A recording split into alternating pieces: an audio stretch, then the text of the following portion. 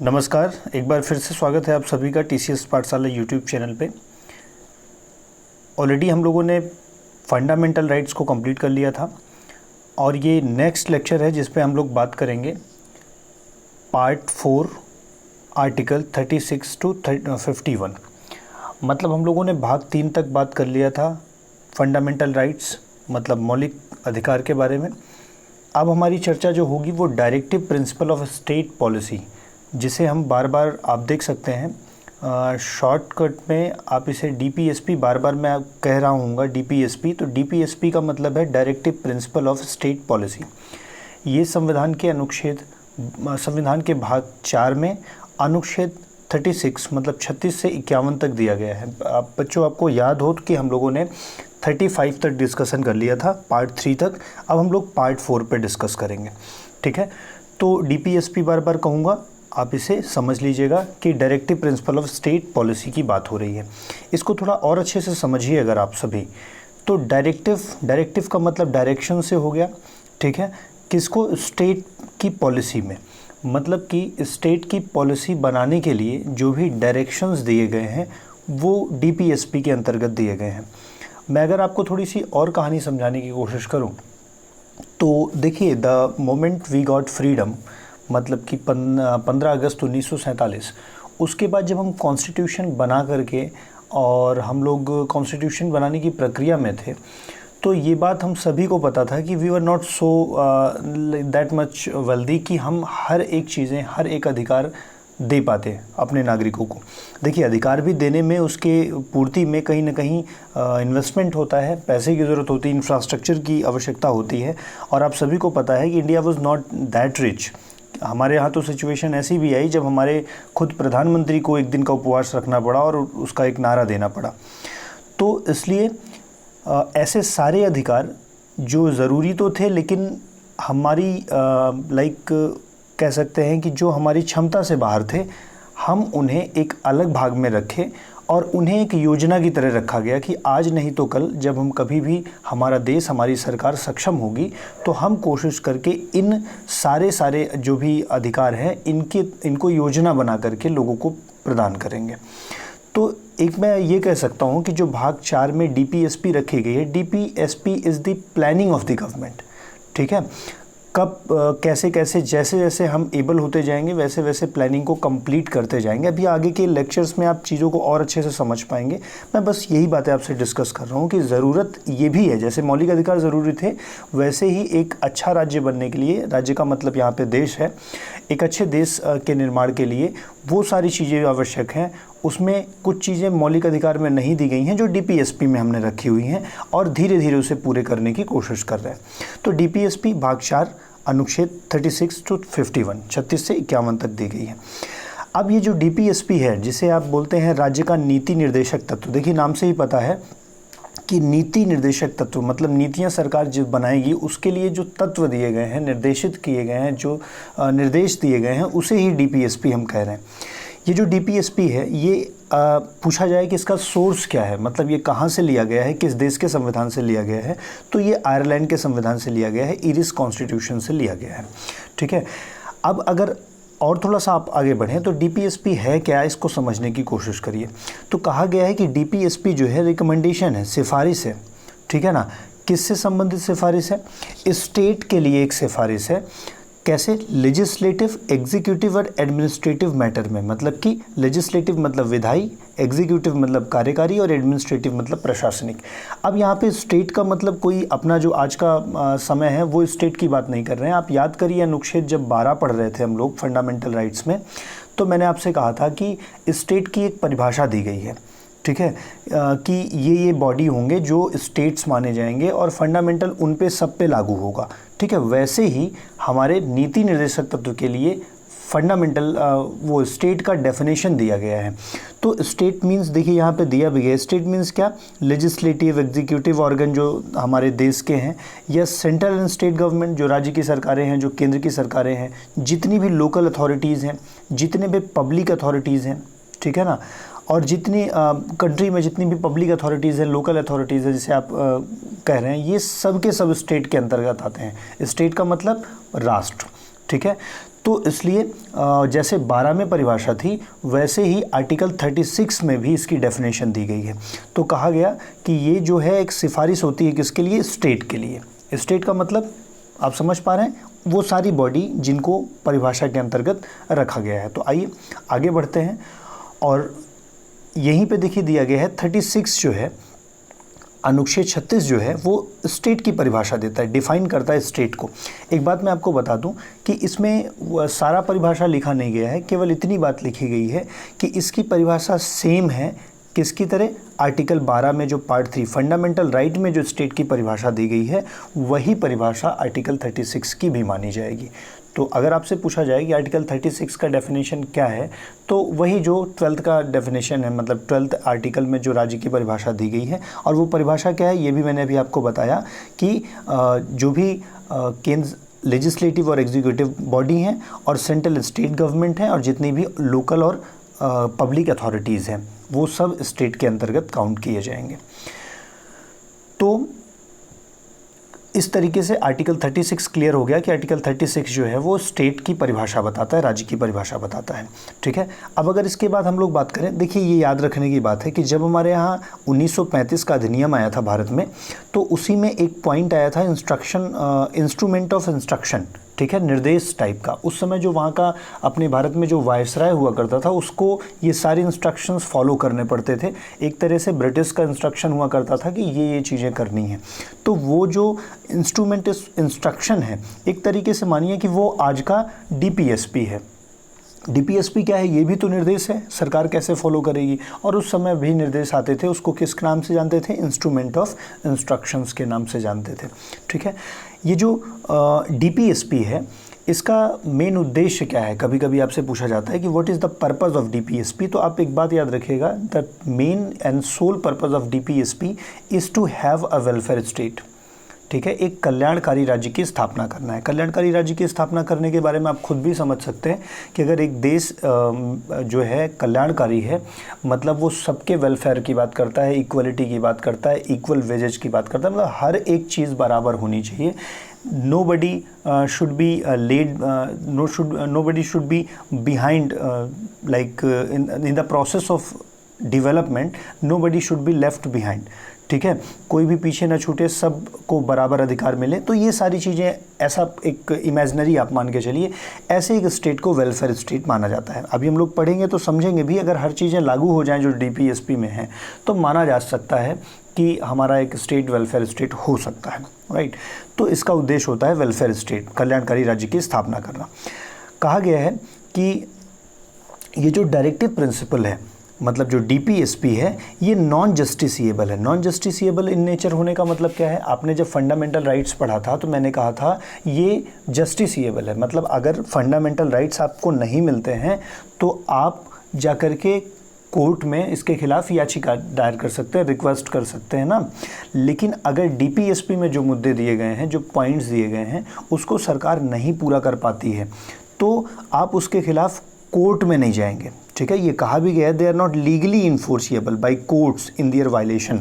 अगर वो ना पूरे हों तो आप कोर्ट नहीं चले जाएंगे कि we are not getting fundamental DPSPs, the points mentioned ये डीपीएसपी में है लेकिन हमको मिल नहीं रहा है, तो ये जस्टिसिएबल नहीं है। इसका मतलब इसे आप कोर्ट में क्लेम नहीं कर सकते हैं। ठीक है, पूछ लिया जाता है कभी कभी कि which of the following is justiciable in nature. तो फंडामेंटल राइट तो जस्टिसिएबल है, लेकिन डायरेक्टिव प्रिंसिपल जो है वो जस्टिसिएबल नहीं है। चलिए, तो आर्टिकल 36 क्लियर हो गया, डेफिनेशन के बारे में है। आर्टिकल 37 पे देखिए, आर्टिकल 37 अनुच्छेद 37 मतलब 37, ठीक है, कहता है कि जो डायरेक्टिव प्रिंसिपल है, जो मतलब राज्य के नीति निर्देशक तत्व हैं, ये गवर्नेंस का फंडामेंटल है। अभी थोड़ी देर पहले मैंने आपको बताया था कि अगर कोई भी राज्य नियम कानून, भाई पॉलिसी बनाती है और पॉलिसी को एग्जीक्यूट करती है, गवर्नमेंट का यही काम है। तो जो गवर्न करेगी गवर्नमेंट, उसका फंडामेंटल कौन होगा, मतलब किस आधार पे गवर्न करेगी, वो कहा गया है डीपीएसपी होगा। तो 36 डेफिनेशन हो गई। 37 में कहा गया है कि राज्य जो भी कानून बनाएंगे, जिनके आधार पर शासन करेंगे, वो डीपीएसपी होना चाहिए। ठीक है ना। और इसमें साफ कह दिया गया कि judiciary should not compel the state to perform a duty under the directive principle of state policy. और कहा गया कि इस पर प्रयास करेगी, इसी के आधार पर कानून बनाएगी, लेकिन सुप्रीम कोर्ट या हाई कोर्ट, हमारे यहाँ जो भी न्यायालय हैं, ठीक है, लोअर कोर्ट, वो कभी फोर्स नहीं करेंगे स्टेट को कि मतलब आप ये काम करिए ही, लेकिन इसको माना गया है कि इसी के आधार पर नियम बनाया जाता है, but judiciary will not force it. ध्यान रखिएगा, कभी कभी क्वेश्चंस में स्टेटमेंट में दे दिया जाता है कि it is compelled that government has to do this ना, तो government has not been compelled by judiciary ना, but DPSP, the points in DPSP are the plannings of future which is to be completed as government feels कि now I am comfortable, ठीक है, now it is comfortable, तो it can take any part of the DPSP and to bring into the force, ठीक है। तो DPSP के, और देखिए इतनी बातें क्लियर हो गई होंगी। आर्टिकल 37 कहता है कि जो कंट्री होगी उसका गवर्नेंस का बेस क्या होगा, DPSP होगी, लेकिन कोई भी जुडिशरी उसे क्या नहीं करेगी, फोर्स नहीं करेगी कि आपको ये करना ही है, ठीक है। और एक चीज़ और कहा गया कि DPSP क्या करता है, एक तरह से मेज़र, सक्सेस और फेलियर का मेज़र डिसाइड करता है। अब देखिए, अगर आपको कोई भी गवर्नमेंट बनती है तो उस गवर्नमेंट को एनालाइज कैसे करेंगे कि ये गवर्नमेंट सक्सेसफुल रही या फेलियर रहा। तो गवर्नमेंट का मेन काम क्या है, पॉलिसीज़ बनाना, किसके के लिए, DPSP के अंतर्गत, और DPSP के अंतर्गत पॉलिसी बनेगी तो उसके जो मुद्दे हैं वो कंप्लीट भी होंगे। तो एक तरीके से DPSP का कंप्लीशन ना एक तरीके का मेजरमेंट की तरह काम करता है कि गवर्नमेंट सफल रही या असफल रही, right. So DPSP provides yardstick for measuring success और फेलियर ऑफ द गवर्नमेंट। समझ में आया होगा इतना बात। और एक बात ध्यान रखिएगा कि ये जो DPSP है ना, इसका तो एम होना चाहिए, ऐसा तो है नहीं कोई चीज़ बन गई है तो उसका कुछ उद्देश्य नहीं होगा। तो DPSP का एम, अभी पहले मैंने कहा था कि एक वेलफेयर स्टेट बनाना है, तो वेलफेयर स्टेट में क्या कौन कौन सी इक्वलिटी ले आना है, क्या बनाना है, तो इसमें कहा गया है social and economical goal before the law makers, ठीक है। तो DPSP सोशल और इकोनॉमिक लक्ष्यों को पूरा करता है। आपसे क्वेश्चन पूछा गया है कि फंडामेंटल राइट क्या करता है, तो फंडामेंटल राइट देखा जाए तो पॉलिटिकल गोल को पूरा करता है, जबकि सोशल एंड इकोनॉमिक गोल्स जो होते हैं वो किसके अंतर्गत गिवन है, DPSP के अंतर्गत दिए गए हैं कि जो कानून बनाएंगे, लॉ मेकर्स होंगे, वो सोशल एंड इकोनॉमिक गोल्स को फोकस करेंगे, and it is been given in DPSP, right. चलिए थोड़ा सा और आगे बढ़ते हैं, और ये चीज़ और ध्यान रखिएगा कि ये जो DPSP है इसका क्या काम है, क्या मेन उद्देश्य है। तो मैंने कहा कि DPSP सोशियो इकोनॉमिक चेंज देश में ले आने के लिए प्रतिबद्ध है, मतलब अगर इसको फॉलो करेंगे तो सोशल इम्प्रूवमेंट होगा, इकोनॉमिक इम्प्रूवमेंट होगा। क्या क्या अभी हैं, अभी विल बी डिस्कसिंग। कहा गया basic needs of common man, जैसे कहा नहीं गया है कि रोटी, कपड़ा और मकान, ये बेसिक नीड्स होती हैं एक आदमी के लिए, रहने के लिए, खाने के लिए और पहनने के लिए। तो DPSP के अंतर्गत दीज थिंग्स आर गिवन। तो DPSP एक तरीके से कोशिश करती है कि no man is out of the basic needs, ठीक है। तो इसका ये भी उद्देश्य है। और एक चीज़ और कहा गया है कि ये जो इंडियन का स्ट्रक्चर है, हमारा जो स्ट्रक्चर है अभी, जो भारत जैसा चल रहा है, उसको कैसे प्रमोट करना चाहता है DPSP, greater socio economic equality, कि DPSP को अगर पूरी तरह से इम्प्लीमेंट कर दिया जाएगा तो we will have socio economic equality, ठीक है। तो इसके 3 उद्देश्य हैं कि सोशियो इकोनॉमिक चेंज लाना चाहता है, सोशियो इकोनॉमिक इक्वलिटी लाना चाहता है, और ये बेसिक नीड्स को प्रोवाइड करने के लिए है। चलिए, तो आर्टिकल 35 आपने 36 पढ़ लिया और 37 पढ़ लिया, इतनी बातें आप सबको समझ में आई। नाउ फ्रॉम 38 to 51, ठीक है। अब इसमें पॉइंट्स दिए गए हैं कि कौन कौन से पॉइंट्स हैं और उन पॉइंट्स को कैसे हम लोग क्या कहते हैं पढ़ेंगे, क्या क्या उसमें गिवन है। लेकिन अब मैं इक्वल 1 by 1 बात नहीं करूँगा, कुछ इसके डिवीज़न से मैं आपको समझाने की कोशिश करता हूँ। ये जो पूरे के पूरे DPSP हैं, इनको डिवाइड कर दिया गया है 3 प्रिंसिपल्स में। नंबर 1 सोशलिस्ट, जिसे आप समाजवादी सिद्धांत कहते हैं। नंबर 2 गांधीयन, जिसे आप गांधीवादी सिद्धांत कहते हैं। नंबर 3 लिबरल, जिसे आप उदारवादी सिद्धांत कहते हैं। मैं आपको थोड़ा समझाने की कोशिश करूंगा कि सोशलिस्ट प्रिंसिपल का मतलब है सोसाइटी से समझिए, जहाँ पे इक्वलिटी होगी, everybody will be equal, all the programs for everyone will be treated equally ना, हर एक चीज़ बराबर की बात होगी, कंप्लीट सोसाइटी का बात होगा। तो ये सारी चीज़ें जो इक्वलिटी का बात कर रही होंगी वो सोशलिस्ट प्रिंसिपल के अंतर्गत आएंगे, ठीक है।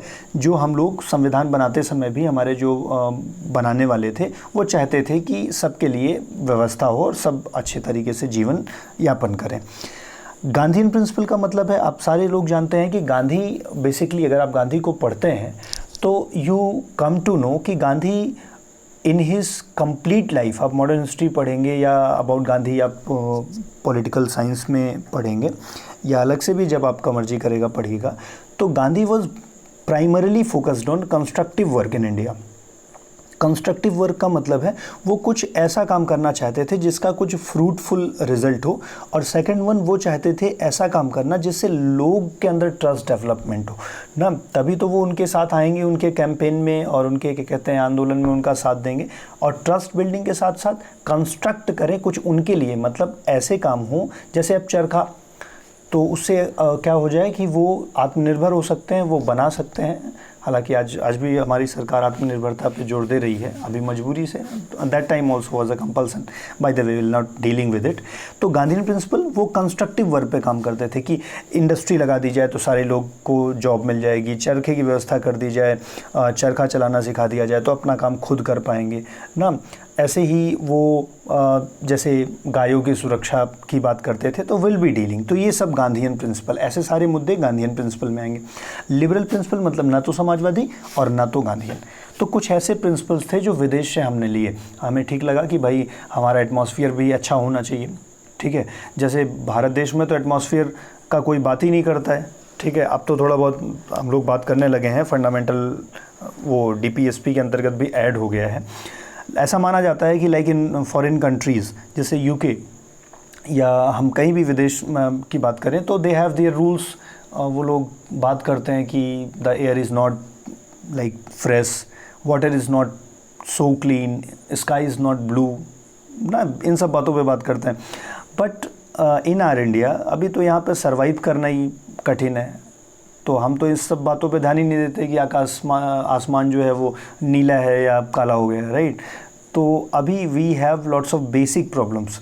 तो अब हम लोग के पास प्लानिंग थी, तो कुछ जो अच्छी बातें विदेशों की भी थी उनको भी हमने लिया, प्लानिंग में रखा, and they are known as liberal principles. चलिए one by one we will be dealing. तो सबसे पहले हम लोग डिस्कस करेंगे सोशलिस्ट प्रिंसिपल के बारे में, मतलब समाजवादी सिद्धांत के बारे में। तो सोशलिस्ट प्रिंसिपल का मतलब है कि मैंने आपसे कहा था कि it will be covering the society. कहा गया है they are the principles that aim at providing social and economic justice. ये वो सिद्धांत हैं जिससे आदमी को क्या मिलेगा, सोशल जस्टिस मिलेगा एंड इकोनॉमिक जस्टिस मिलेगा, ठीक है। इसके माध्यम से हम क्या बनाएंगे, एक वेलफेयर स्टेट बनाएंगे। कहते हैं कि इस सारे DPSP जो सोशलिस्ट प्रिंसिपल हैं इनके अंतर्गत अगर पूरा कर दिया जाए तो they will get justice socially and economically, और इस तरीके से हम लोग वेलफेयर स्टेट को बना पाएंगे, ठीक है। अब कौन कौन से वो सिद्धांत हैं हम उन पे बात करेंगे। जैसे कि फर्स्ट वन आर्टिकल 38। आर्टिकल 38 क्या कहता है, याद है आपको, आर्टिकल 36 आपने पढ़ा था, आर्टिकल 37 पढ़ लिया था, and now we are dealing with article 38, ठीक है। आर्टिकल 38 क्या कहता है, welfare of the people securing a social order through justice. Simple सा बात मैं आपको अगर समझाऊं तो article 38 provides for justice. Article 38 कहता है कि the people of India should be provided justice, and that justice should be social, economical and political. वो जस्टिस कौन सी होनी चाहिए, उनको सोशल जस्टिस मिलना चाहिए, सामाजिक न्याय मिलना चाहिए, इकोनॉमिक आर्थिक न्याय मिलना चाहिए और पॉलिटिकल न्याय मिलना चाहिए, ठीक है। और कोशिश क्या किया जाना चाहिए, minimize inequalities in income, status, facilities and opportunities, ठीक है। और कोशिश किया जाना चाहिए कि जो इनइक्वालिटी है, आप सारे लोग जानते हो कि इन आर कंट्री इम्बैलेंस बहुत ज़्यादा है। आप सारे लोग देखते हैं, अब पढ़ते लिखते रहते होंगे आप लोग, देखते हैं कि अब सिंपल सा बात मैं अगर गवर्नमेंट के रेवेन्यू की बात कर दूं तो लगभग 7% of the tax payers are provided for 80% of the tax revenue ना। तो इसका मतलब ऐसा तो है नहीं कि सारे के सारे लोग, इसका दो रीज़न हो सकता है। एक तो हो सकता है लोग डिस्क्लोज ना करते हों, एक ऐसा भी हो सकता हो कि वेल्थ जो है वो कुछ ही लोगों के हाथ में है। बाय द वे हम ये कह सकते हैं कि हमारे देश में कुछ आदमी रिच हैं, कुछ आदमी पुअर हैं। ना, कुछ आदमी का स्टेटस ज़्यादा अच्छा माना जाता है, कुछ का बहुत ख़राब, ट्रीटेड इक्वल ट्रीटमेंट नहीं है ना। तो इन सब के लिए आर्टिकल 38 कहता है कि इनइक्वालिटीज़ नहीं होनी चाहिए, इनकम के बेस पे, स्टेटस के बेस पे, फैसिलिटीज़ एंड अपॉर्चुनिटीज़ के बेस पे, ठीक है। तो इस तरीके से आर्टिकल 38 कहता है जस्टिस मिलना चाहिए और इनइक्वालिटी को ख़त्म करना चाहिए। आर्टिकल 39 कहता है कि आर्टिकल 39 के अंतर्गत कुछ बातें कही गई हैं कि कहा गया है मीन्स ऑफ लिवलीहुड ना।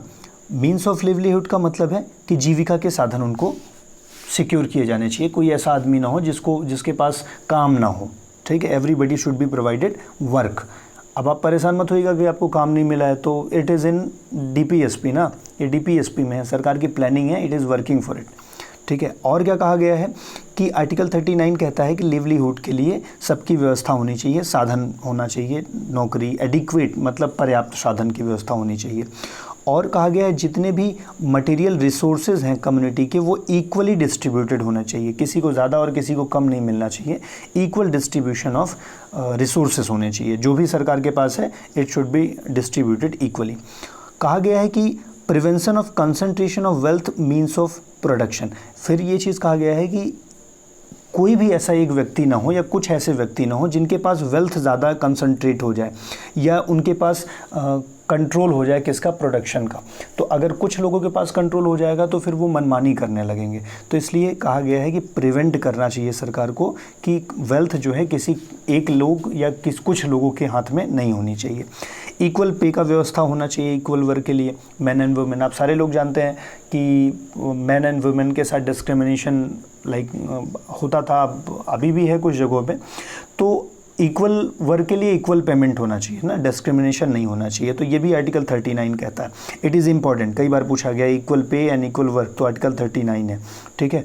उसके साथ ही साथ क्या कहा गया है कि preservation of health and strength of the worker children against forcible abuse.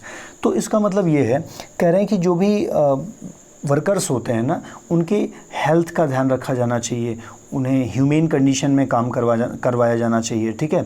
ऐसा नहीं है कि बहुत बुरी दशा में आप उनसे काम करवा रहे हैं, और उनको एब्यूज़ नहीं करना चाहिए, मतलब दे शुड बी ट्रीटेड वेल, उनको अच्छे से व्यवहार करना चाहिए, ठीक है।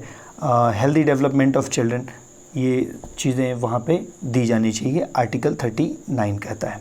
आर्टिकल 39 कैपिटल ए, ध्यान रखिएगा, कैपिटल ए मैं जहाँ जहाँ कहूँगा इसका मतलब वो बाद में ऐड हुआ है, और जिसमें स्मॉल ए होंगे वो संविधान जब बना था तभी से बना हुआ है। तो जब कैपिटल ए की बात होगी इसका मतलब वो ऐड हुआ है।